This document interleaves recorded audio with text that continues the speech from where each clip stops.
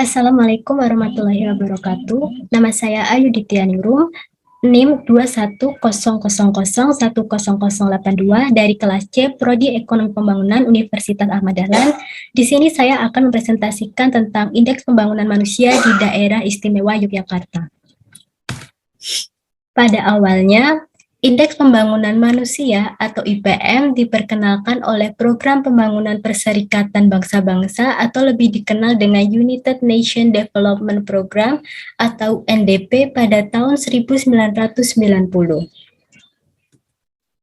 Indeks Pembangunan Manusia atau IPM merupakan indikator penting untuk mengukur perbandingan harapan hidup, melek huruf, pendidikan, standar hidup, pendapatan per kapita, dan keberhasilan dalam upaya membangun kualitas hidup manusia, baik masyarakat maupun penduduk. Dimensi dasar IPM. Yang pertama yaitu ada umur panjang, menggunakan angka harapan hidup waktu lahir. Yang kedua yaitu hidup sehat atau standar kelayakan hidup. Untuk mengukur hal ini yaitu menggunakan indikator kemampuan daya beli masyarakat atau penduduk terhadap sejumlah barang kebutuhan pokok yang dapat dilihat dari pengeluaran per kapita sebagai pendekatan pendapatan yang mewakili capaian hidup yang layak. Yang ketiga yaitu ada pengetahuan. Untuk mengukur pengetahuan yaitu menggunakan gabungan indikator antara rata-rata lama sekolah dan angka melek huruf. Yang selanjutnya yaitu ada perkembangan IPM di Indonesia. Indonesia mengalami peningkatan pada kualitas kesehatan dan pendidikan, namun mengalami penurunan pada sisi pengeluaran yang disesuaikan per kapita, terutama pada masa pandemi COVID-19 tahun 2020. Pembangunan manusia di Indonesia mengalami perlambatan pertumbuhan indeks pembangunan manusia. Yang mempengaruhi hal tersebut adalah turunnya rata-rata pengeluaran per kapita yang disesuaikan. Berikut ini yaitu data atau grafik Indeks Pembangunan Manusia di Daerah Istimewa Yogyakarta. Untuk lebih lanjutnya kita lihat berikut ini. Yang pertama yaitu ada grafik dari Indeks Pembangunan Manusia di Daerah Istimewa Yogyakarta pada tahun 2019, yaitu level Indeks Pembangunan Manusia di Daerah Istimewa Yogyakarta pada tahun 2019 telah mengalami atau mencapai sebesar 79,99. Angka IPM ini berada di peringkat tertinggi kedua setelah Provinsi DKI Jakarta dan jauh lebih tinggi dibandingkan dengan level Indeks Pembangunan Manusia di Indonesia yang sebesar 71,92. Angka Indeks Pembangunan ini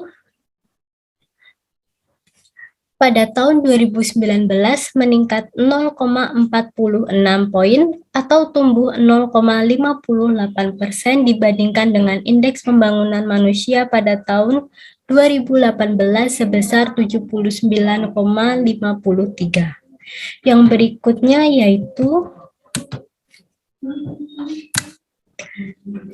berikutnya adalah Indeks Pembangunan Manusia di Daerah Istimewa Yogyakarta pada tahun 2020. Pada tahun 2020, Indeks Pembangunan Manusia atau IPM di Daerah Istimewa Yogyakarta mencapai level 79,97 dan masuk dalam kategori IPM tertinggi yaitu menduduki peringkat kedua setelah DKI Jakarta. Pada 2020, level IPM Daerah Istimewa Yogyakarta mengalami penurunan, yaitu berkurang sebesar 0,2 poin atau sekitar minus 0,03 dibandingkan dengan IPM pada tahun 2019. Yang berikutnya yaitu ada Indeks Pembangunan Manusia di Daerah Istimewa Yogyakarta pada tahun 2021. Yaitu Indeks Pembangunan Manusia atau IPM di Daerah Istimewa Yogyakarta tahun 2021 sebesar 80,22, tumbuh 0,31% atau meningkat sebesar 0,25 poin dibandingkan capaian tahun 2020. Manfaat dan fungsi Indeks Pembangunan Manusia yang pertama yaitu untuk mengukur keberhasilan dalam membangun kualitas hidup manusia. Yang kedua, untuk menentukan level atau peringkat pembangunan wilayah atau negara. Yang ketiga yaitu Indeks Pembangunan Manusia atau IPM digunakan sebagai salah satu alokator penentu dana alokasi umum atau DAU dan merupakan data strategis atau ukuran kinerja pemerintah.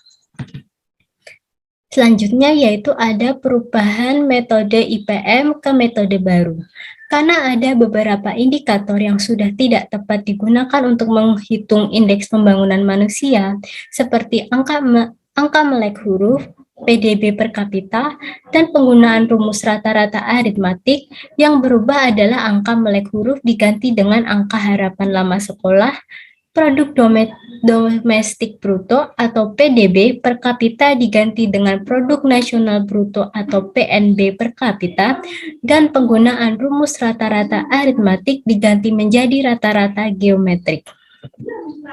Keunggulan Indeks Pembangunan Manusia atau IPM dalam metode baru adalah dapat memperoleh gambaran dalam pendidikan dan perubahan yang terjadi dengan memasukkan rata-rata lama sekolah dan angka harapan lama sekolah, lebih menggambarkan pendapatan masyarakat pada suatu wilayah dengan menggunakan pendapatan nasional bruto atau PNB. Sekian dari saya. Apabila ada kesalahan dan kurangnya informasi mohon dimaafkan. Wassalamualaikum warahmatullahi wabarakatuh. Terima kasih.